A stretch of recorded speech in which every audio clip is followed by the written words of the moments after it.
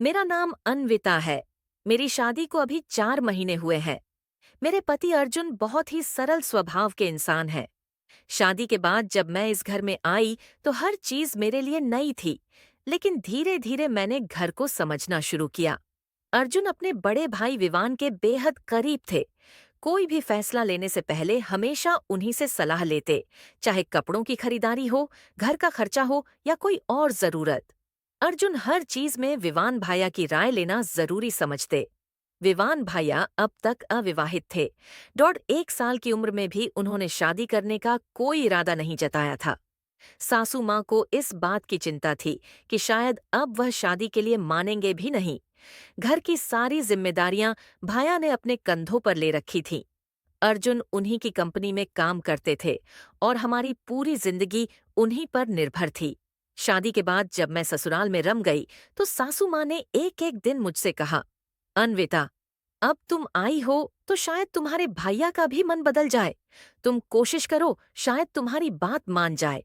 मैंने भैया से कई बार शादी करने के लिए कहा, लेकिन उन्होंने हमेशा टाल दिया। कुछ दिनों बाद मैंने भी इस बात को छोड़ दिया, लेकिन मन में एक सवाल हमेशा बना रहा, आखिर भैया शादी क्यों नहीं करना चाहते? एक दिन भैया को हल्का सा बुखार हो गया। उन्होंने ध्यान नहीं दिया, लेकिन धीरे धीरे वह मलेरिया में बदल गया। उन्हें अस्पताल में भर्ती कराना पड़ा। अर्जुन ऑफिस के कामों में उलझे हुए थे तो सासू माँ ने मुझसे कहा कि मैं ही अस्पताल जाकर भैया की देखभाल करूं। 6 दिन तक मैं लगातार अस्पताल जाती रही। भैया की दवाइयां खाना, डॉक्टर से बातचीत। इस भाग दौड़ में मैं थक चुकी थी, लेकिन भैया की हालत देखकर मुझे खुद को संभालना पड़ा। आखिरकार जब वह घर आए तो बहुत कमजोर हो चुके थे। अब उनका पूरा ध्यान रखना मेरी जिम्मेदारी थी। उनकी देखभाल के दौरान न जाने कब हम दोनों की आंखों के बीच एक अजीब सा संवाद होने लगा। जब मैं उन्हें सूप पिलाती तो उनकी नजरें मुझ पर टिक जाती। जब मैं उनके पास बैठकर दवाइयां देती तो वह मुझे ध्यान से देखते रहते। उनके इस बदलते व्यवहार को मैं महसूस कर रही थी, लेकिन इसे नजरअंदाज करने की कोशिश करती एक राह। जब मैं भैया को सूप देने उनके कमरे में गई तो उन्होंने अचानक मेरा हाथ पकड़ लिया। अन्विता, तुमने मेरा बहुत ख्याल रखा है ना प्यार, शायद किसी ने मुझे कभी नहीं दिया। उन्होंने हल्की आवाज में कहा। मेरी धड़कन तेज हो गई।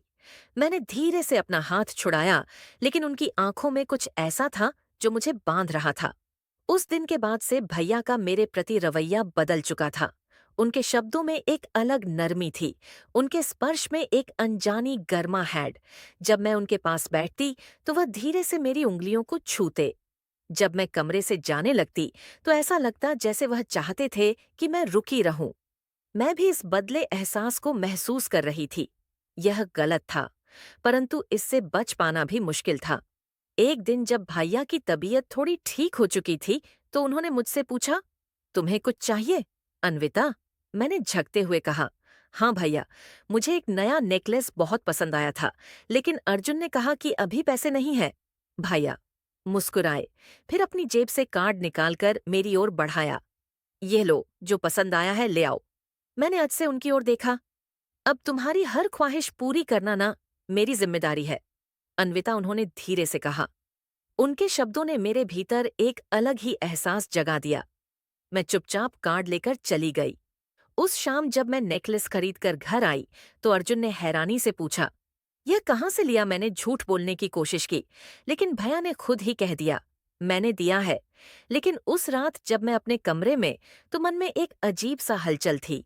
क्या यह सिर्फ एहसान था या फिर कुछ और? उस रात में सो नहीं पाई। करवट बदलते बदलते पता नहीं कब आंख लग गई।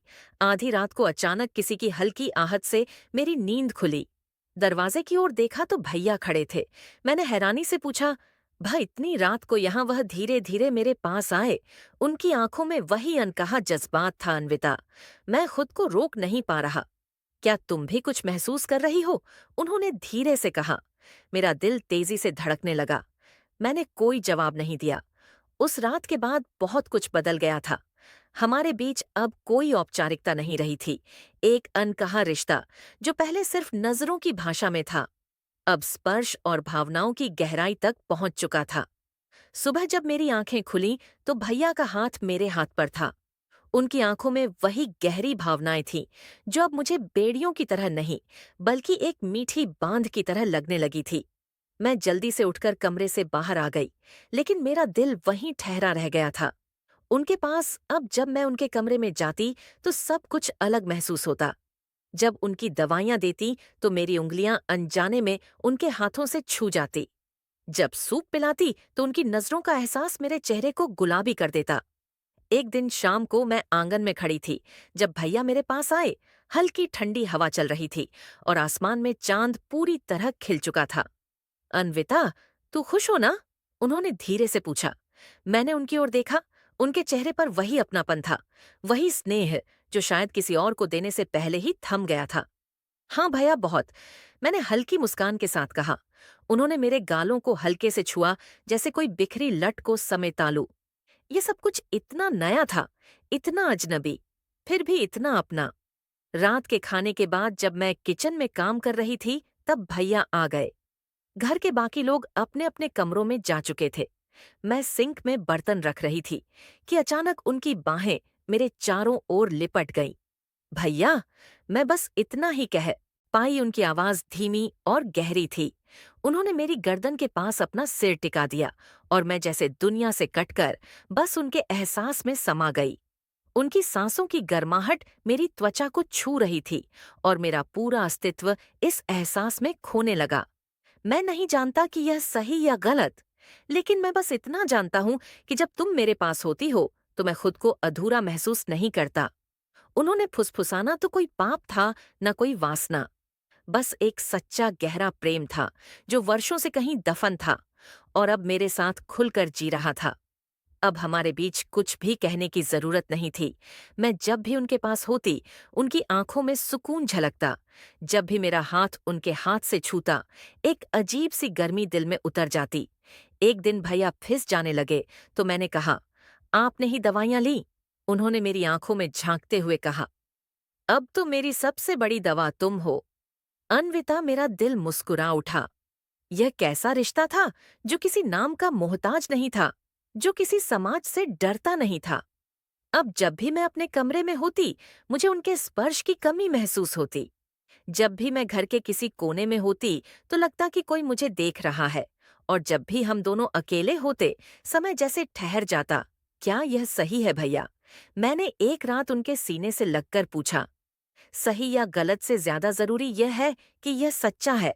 उन्होंने मेरे बालों में उंगलियां फिरा हुए कहा, और उस रात पहली बार मैंने उन्हें विवान भया नहीं, सिर्फ विवान कहा। रात गहरी थी।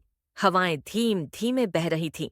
घर के बाकी लोग सो चुके थे, लेकिन मेरे मन में एक अजीब सी हलचल थी।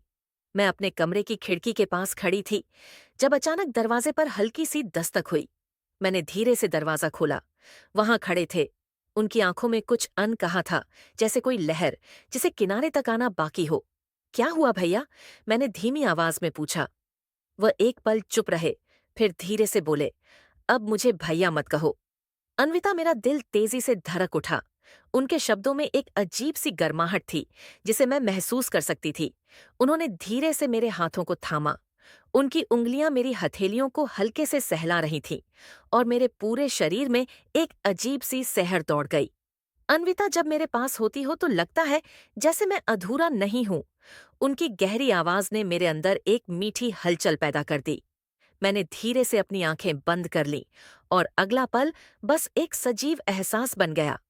उन्होंने मेरे चेहरे को अपनी उंगलियों से छुआ, जैसे कोई बहुमूल्य चीज हो, जिसे से पहली बार महसूस कर रहे हो।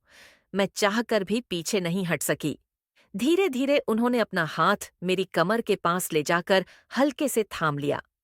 उनके स्पर्श में ऐसा अपनापन था कि मैं उसमें पूरी तरह से डूब गई।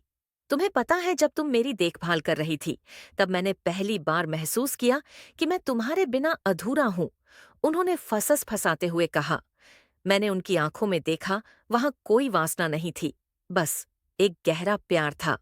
उस रात हम घंटों एक दूसरे की बाहों में बैठे रहे। न कोई शब्द थे, न कोई वादा, बस एहसासों की एक नमी थी, जिसने हमें एक दूसरे से जोड़ दिया था। सुबह जब सूरज की पहली किरण कमरे में आई, तो मैंने धीरे से उनकी तरफ देखा। वह अब भी मेरी उंगलियां थामे हुए थे, जैसे डर हो कि कहीं मैं दूर न चली जाऊं। मैंने हल्की मुस्कान के साथ कहा, अब हमें अपने रिश्ते को कोई नाम देना होगा। वाह, मुस्कुराए। तुम जो कहोगी वही होगा।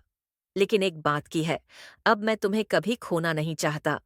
कुछ दिनों बाद हमने हिम्मत जुटाकर अर्जुन और सासू माँ को सब कुछ बता दिया। पहले तो अर्जुन हैरान रह गया, लेकिन फिर उसने कहा, अगर तुम दोनों एक दूसरे के बिना नहीं रह सकते तो मैं तुम्हारी खुशी के आगे झुकता हूँ। विवान ने सासू माँ से कहा, अब मैं अधूरा नहीं रहूंगा माँ। अब मेरी जिंदगी में भी कोई है जो मुझे पूरा करता है, और इस तरह हमारा रिश्ता समाज के डर से नहीं, बल्कि ऐस प्यार के नाम से जाना जाने लगा। अगर यह प्रेम कहानी आपके दिल को छू गई हो तो लाइक, कमेंट और सब्सक्राइब जरूर करें। फिर मिलेंगे एक नई